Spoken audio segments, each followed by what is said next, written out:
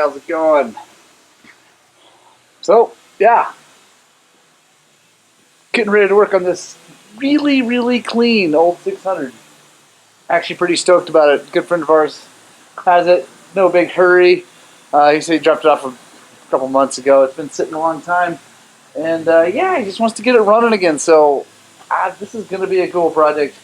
I'm really excited. So, yeah, join us as we kind of go through this old girl. I'm going to start with the carburetors because it's been sitting a long time. So I'm sure they're disgusting and need to be cleaned up, rebuilt, whatever. So, yeah, take her apart, see what it looks like inside.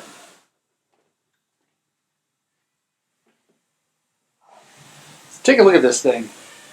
Honestly, for a 1984, I think, 83, 84 anyway, I can look that up here in a second, but look at how clean this bike is. Fully intact. All the wiring is all really good. I mean, there's a little bit of a rub there. We'll sort that out, but like, honestly, it's just dirty. And that is crazy. So many of these things get just absolutely abused and just treated like junk. And I am stoked to see that this one is in great shape. So I know that inside there is not going to be pretty. But honestly, other than that, this thing, probably oil change, filter, clean everything up. I bet it works really good. I wish Yamaha and Honda still made bikes like this. Just old, air-cooled, kickstart, phenomenal motorcycles, really. I mean, they're just good, and they're inexpensive. I spit everywhere. They make me so excited I spit everywhere. And I just love them, man. I wish, yeah. But this is going to be a fun one. So, one of the things I don't love about these bikes is that Yamaha and Honda did it for a while too, because they decided that they thought, because it was such a big motor, so 600 cc's, that they needed 2 carburetors. And it's actually weird. It's not even 2 real full carburetors. So this side is a whole carburetor, right there. And then this side is like an extra main jet kind of thing. You can see it's like getting tight there. It doesn't have a float ball. It draws off the old float ball. It's got a diaphragm. It was an 80s attempt to make something. Anyway, they figured it out and got rid of it, which is good, but it does make the job now a little less exciting. It's not so bad for me because I'm getting paid to do it, but for the customer it gets expensive because it's kind of a pain in the butt to deal with. But yeah, other than that, man, these things are awesome. And even that, it's all right. We'll get it dialed in. You look at these funny little things. So here's how they work. They're funky. So as you twist the throttle, you're operating this.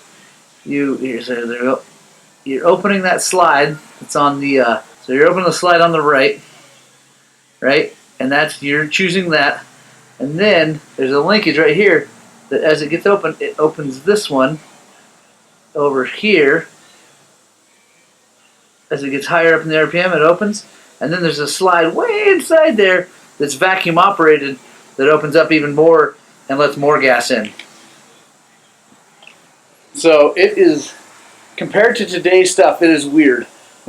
It's definitely a different situation, but it's pretty cool. I mean, it's a great idea. It just didn't really ever work that well. I mean, the bikes ran just fine, but it didn't make them better than with a single carburetor.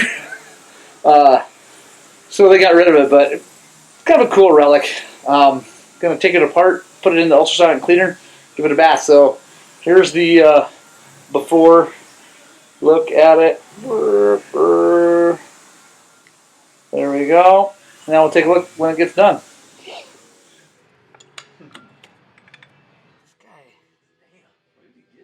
So when you're getting ready to put a carburetor or carburetors into an ultrasonic cleaner, you really want to get everything out of them so that the water and everything, the solution gets in all the ports and orifices and things like that. So we're gonna go ahead and try to get all the jets out.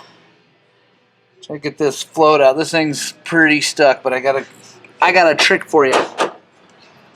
Right there.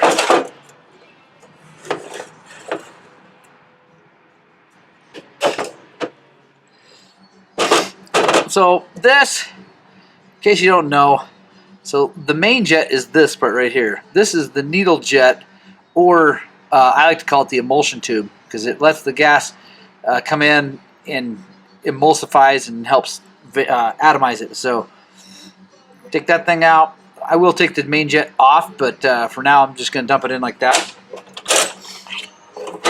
Old school. Nice thing about these is no rubber diaphragm, so we don't have to worry about that being junk. Because if it did have a rubber diaphragm, I'm quite sure it would be no good as it is. So, but yeah, looks good. There you go. I don't see really any need to take this out, because this bike is from here. We don't need to jet it. It ran good before it got parked very many years ago. But and the ultrasonic cleaner, now that this is off, we can get that solution down inside there, buzz it around, it'll be good. We can blow everything out, we'll be good to go. I think we're ready to put her in the cleaner. So, in the ultrasonic cleaner, you want to keep track of little things like this. That's where this little cup comes in handy. All the screws.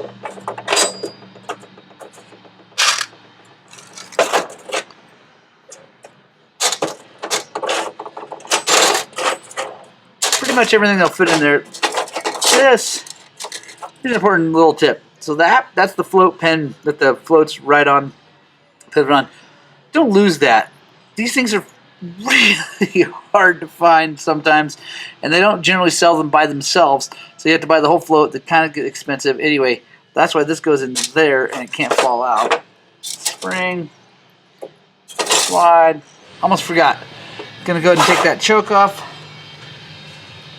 That is just another orifice that can have stuff hiding in it.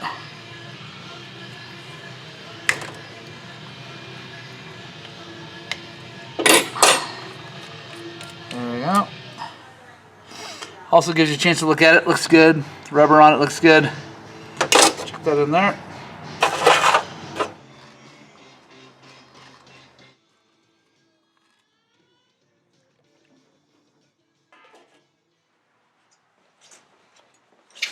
All right, just out of the ultrasonic spa at Highland Cycles. You can see how much better that already looks. So much cleaner. Got to get out of here for the day. It's about done. So if you like this stuff, subscribe, because we're just going to do a whole series on this bike here. We're going to go through the whole thing, get her all dialed in, see if we can get it running really good. So if you like this and you want to see how the old 600 comes back together, subscribe to the channel, get the little notification bell clicked, and yeah, enjoy your day. Hope you get out, spread the gospel of two wheels, and I really hope you find some time to ride your dirt bikes.